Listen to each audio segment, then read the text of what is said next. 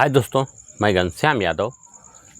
देखिए, आज प्रश्न दिया गया है, करा हरीश अपनी आय का 1/3 भाग भोजन पर, 1/4 भाग कपड़ा पर खर्च करता है। वह महीने के अंत में 300 रुपया बचाता है, तो हरीश का आय कितना है। दोस्तों, कह रहा है कि हरीश जो है अपनी कमाई का, जो कमाता है, जिसकी आमदनी है, उसका 1/3 भाग भोजन पर, खाने पर खर्च कर देता है और 1/4 भाग जो है कपड़ा पर खर्च करता है। और ये खर्च करने के बाद 300 रुपया महीने के लास्ट में उसके पास बच जाते हैं। तो कह रहा है कि तो हरीश का आय कितना है, यानी उसकी कमाई कितनी है, उसकी आमदनी कितनी है। तो देखिए, हम तुरंत मान लेंगे यहाँ पर कि माना हरीश की आय बराबर यक्स मान लेंगे, यक्स रुपया, यानी हरीश पूरा जो है यक्स रुपया कमाता है। तो कह रहा है कि यक्स का, यहाँ लिख देंगे हम कि यक्स का 1/3 भाग भोजन पर वह खर्च करता है। देखिए, तो लिखेंगे हम यक्स का माने गुणा 1/3, अर्थात हो जाएगा आपका यक्स/3। यक्स गुणते 1/3, यक्स गुणा 1 में करेंगे तो यक्स/3 भाग वह क्या कर दिया, भोजन पर खर्च कर दिया। और वही काम यक्स का 1/4 भाग वह जो है कपड़ा पर खर्च कर देता है। तो लिख देंगे हम, देखिए यक्स गुणते 1/4, अतः यक्स/4 रुपया उसने खर्च कर दिया कपड़े पर, प्लस 300 रुपया उसके पास बचता है। यहाँ लिख लेंगे आप कि बचता है बराबर 300 रुपया, इस प्रकार से।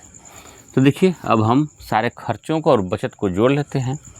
तो देखिए, हमारा हो जाएगा कितना, यक्स/3 प्लस यक्स/4 प्लस बच जाता था उसका 300 रुपया, बराबर टोटल उसके पास आय कितनी थी, यक्स, यानी यक्स रुपया वह कमाता था।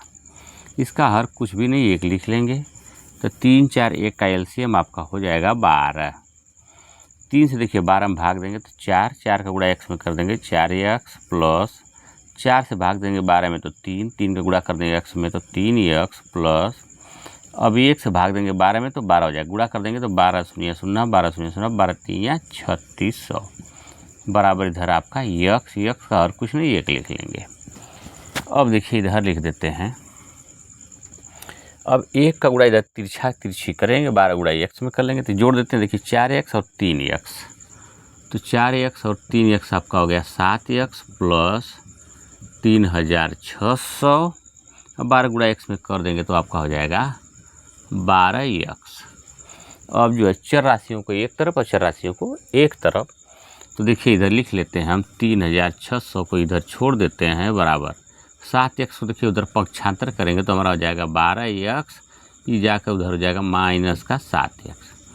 तो 12x में से 7x चला जाएगा तो आपका बचेगा 5x, बराबर 3600। तो यक्स के मान निकालने के लिए हम 3600 में 5 से भाग देंगे। तो देखिए भाग देंगे तो हमारा हो जाएगा 5 7 35, 7 बार में 35, 1 बचा 0, 5 दूना के 10 और 1 0 बचा, 0 बढ़ा देंगे। अतः यक्स बराबर आपका हो गया 720 रुपया। यक्स का मान निकल गया आपका 720 रुपया यहाँ पर। और यही हमने माना था कि हरीश का पूरा आय कितना, यक्स, यानी यक्स का मान निकल गया 720 रुपया। तो यही हमारा आंसर हो जाएगा। अतः यक्स जो है, यानी हरीश जो है, महीने की कमाई उसकी 720 रुपया थी, जिसमें से 1/3 अब निकालना चाहेंगे तो निकाल सकते हैं। 1/3 करके भाग दे देंगे तो पता चल जाएगा कि वो भोजन पर क रुपया खर्चा कर रहा था 720 में से। यदि आप चाहते हैं तो देखिए, हम आपको बता ही देते हैं, इधर 720 में आप गुणा कर देंगे 103 से, देखिए तो भाग देंगे तो 3 दूना के 6, 1 बचेगा 12, 3 चौक के 12, 0, यानी 240 रुपया वह किस पर खर्च कर रहा था, भोजन पर। 1/4 आप लिख लेंगे इसमें 720 में। तो देखिए 4 1 कम 4, 3 बचेगा और 4 बटे 32, 180 रुपया वो खर्चा करता है कपड़ा पर। तो देखिए 240 रुपया वह भोजन पर, 180 रुपया वह कपड़ा पर और 300 रुपया उसका बच रहा था। तो अब जोड़ कर देख सकते हैं 240 प्लस 180 अब प्लस 300 जोड़ दीजिए, 8 4 12 10 मिलेगा 1, 4 1 5, 5 2 7, टोटल उसका 720 रुपया आता है। आपका आंसर करेक्ट है, लेकिन हमें इसको लगाने की ज़रूरत नहीं, मैंने आपको केवल जानने के लिए बता दिया।